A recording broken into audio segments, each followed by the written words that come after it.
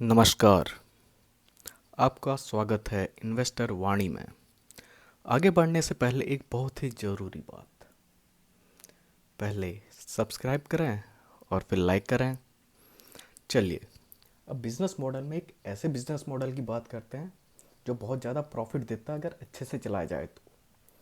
वो business model है franchise lead business model. जो स्ट्रॉन्ग ब्रांड होते हैं वो अपने प्रोडक्ट को बेचने के लिए फ्रेंचाइजी अपॉइंट करते हैं, जो अपने शोरूम या एक्सक्लूसिव ब्रांड आउटलेट से प्रोडक्ट को बेचते हैं। ये फ्रेंचाइजी प्रोडक्ट और ज्योग्राफी के हिसाब से अपॉइंट किए जाते हैं। जैसे जैसे बिजनेस बढ़ता है, कंपनी नई फ्रेंचाइजी अपॉइंट करती है, पुरानी फ्रेंचाइजी से प्रोडक्ट प्रोडक्ट लेकर या फिर ज्योग्राफी को छोटे एरिया में बांट के नई फ्रेंचाइजी अपॉइंट कर देती है। कंपनी इन फ्रेंचाइजी की आरओई 17-18% से ज़्यादा नहीं बढ़ने देती है ताकि फ्रेंचाइजी ज़्यादा रिटर्न ना कमा पाए। ये ब्रांड्स 30 से 50% तक की आरओई जनरेट करती हैं इन फ्रेंचाइजी की हेल्प से, और इन ब्रांड्स को ग्रोथ करने के लिए कैपिटल की ज़्यादा ज़रूरत नहीं पड़ती है, क्योंकि ये कंपनियां अपने ग्रोथ को फंड करने के लिए फ्रेंचाइजी के डिपॉजिट्स और एडवांसेस का सहारा लेती हैं। जो ब्रांड स्ट्रांग होते हैं उनके शेयर होल्डर ज़्यादा पैसा कमाते हैं in comparison with the franchisee owner. बस कंपनी का मैनेजमेंट माइनॉरिटी शेयर होल्डर के इंटरेस्ट में बिजनेस चलाए तभी। अब अगला बिजनेस मॉडल है changing the metric of measurement. Company जो मैट्रिक ऑफ मेजरमेंट को चेंज करती हैं और रॉ मटेरियल में वैल्यू एडिशन करके बेचती हैं, उनके पास हमेशा प्राइसिंग पावर होती है, जिससे बिजनेस मॉडल मजबूत बनता है। चेंज ऑफ मेजरमेंट तब होता है जब कंपनी वेट में कच्चा माल खरीदती है और प्रोडक्ट को पीसेस में बेचती है।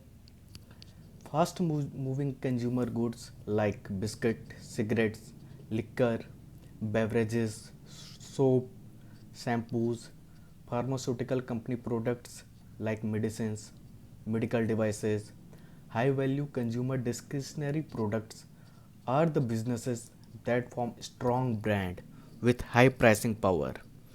But हाई प्राइसिंग पावर के साथ साथ हाई ग्रोथ बहुत ही मुश्किल से मिलती है, रेयरली मिलती है, क्योंकि most high pricing power business निश प्रोडक्ट कंपनियां होती हैं जिनको एक पॉइंट के बाद मार्केट में ग्रो कर पाना आसान नहीं होता है। मतलब वो प्रोडक्ट ऐसे होते हैं जो निश होते हैं और उनका ग्रोथ बार बार नहीं हो सकता है। हाई ग्रोथ के साथ साथ हाई प्राइसिंग पावर वाली कंपनी अगर किसी इन्वेस्टर को जल्दी मिल जाए और वो जल्दी डिस्कवर कर ले और बाकी इन्वेस्टर के ढूंढने से पहले ही वो ढूंढ ले ऐसी कंपनी को, तो समझ लो उसकी लॉटरी लग गई है। अब हम बात करेंगे हाई ग्रॉस मार्जिन की। हाई प्राइसिंग पावर वाली कंपनीज के पास स्ट्रॉन्ग मोट होता है जो उनके ग्रॉस मार्जिन में रिफ्लेक्ट करता है, जो कि 50 से 60% होता है।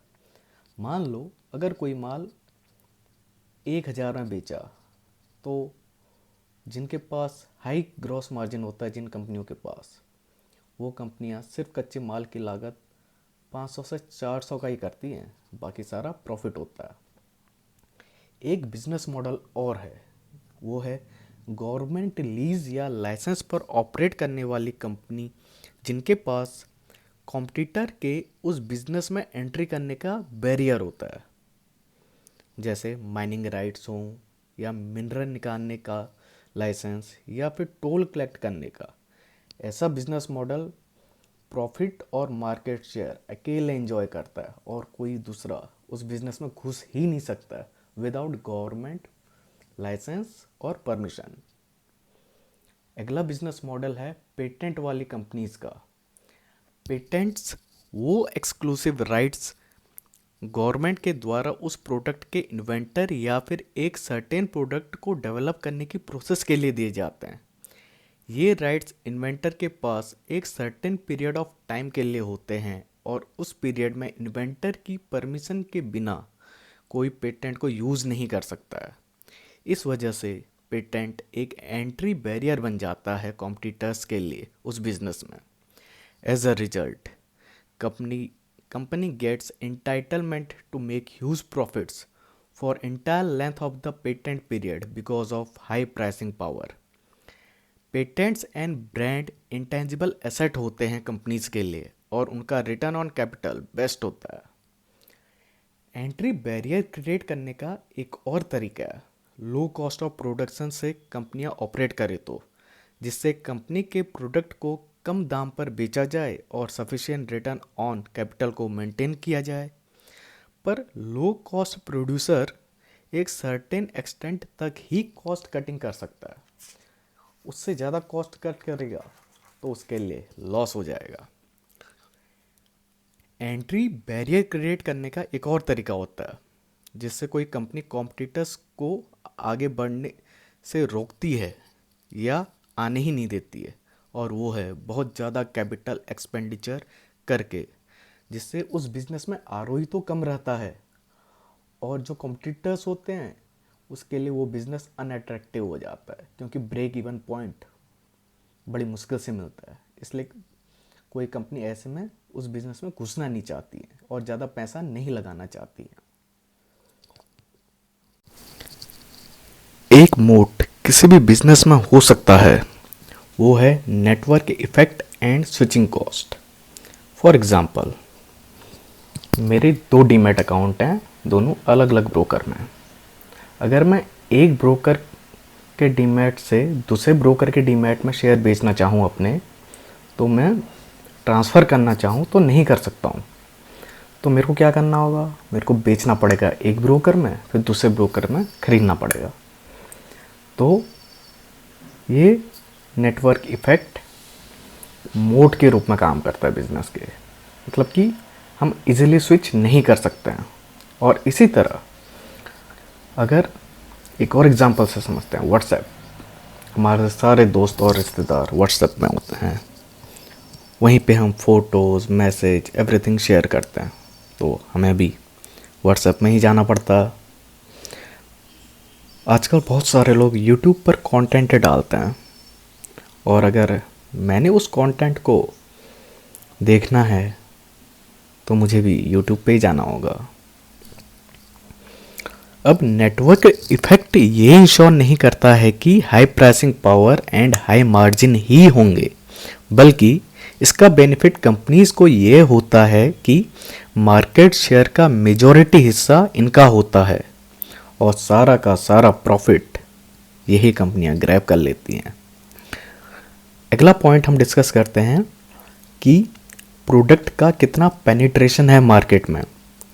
बिजनेस मॉडल एनालिसिस करने के लिए देखना बहुत ज़रूरी है कि किसी प्रोडक्ट का मार्केट में कितना पेनिट्रेशन है और कैसा उसका डिस्ट्रीब्यूशन नेटवर्क है। इन्वेस्टर को फोकस इस बात पर करना है कि कंपनी ग्रोथ तभी कर सकती है अगर प्रोडक्ट अंडर पेनिट्रेटेड हो या फिर प्रोडक्ट रिपीटेटिव यूज़ का हो, तभी प्रोडक्ट की डिमांड बनी रहेगी। फिर से रिपीट करूँगा, इन्वेस्टर को इस बात पर फोकस करना है एनालिसिस करते वक्त कि कंपनी की ग्रोथ तभी हो सकती है अगर कंपनी का प्रोडक्ट अंडर पेनिट्रेटेड हो या फिर वही प्रोडक्ट रिपीटेटिव यूज़ का हो, तभी प्रोडक्ट की डिमांड बनी रहेगी।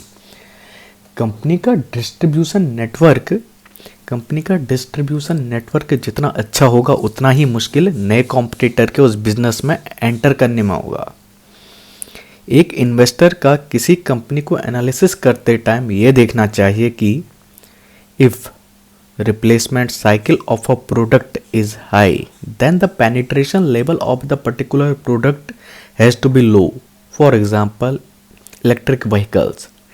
And if penetration level of a product is high, then replacement cycle has to be low. For example, cigarettes. Next point है, जो कंपनीज कम कीमत वाले आइटम्स को बेचती हैं जो कि ओवरऑल कंज्यूमर के डिस्पोजेबल इनकम का छोटा सा परसेंटेज होता है, उनके रेट्स बढ़ाना आसान होता है। जैसे कि न्यूज़पेपर, मिल्क, बिस्किट। 5 रुपए के न्यूज़पेपर को 6 रुपए का करना मतलब कि 20% रेट बढ़ाना मोर इजी है, और एक कार का 20% रेट बढ़ाना मुश्किल है। सबसे अच्छे बिजनेस वो होते हैं जिनके प्रोडक्ट को खरीदना के लिए कंज्यूमर को डिले करना भारी पड़ सकता है। फिर से रिपीट करेंगे, सबसे अच्छे बिजनेस वो होते हैं जिनके प्रोडक्ट को खरीदना कंज्यूमर डिले नहीं कर सकता है। जैसे कि medicines, FMCG products, health and hospital care.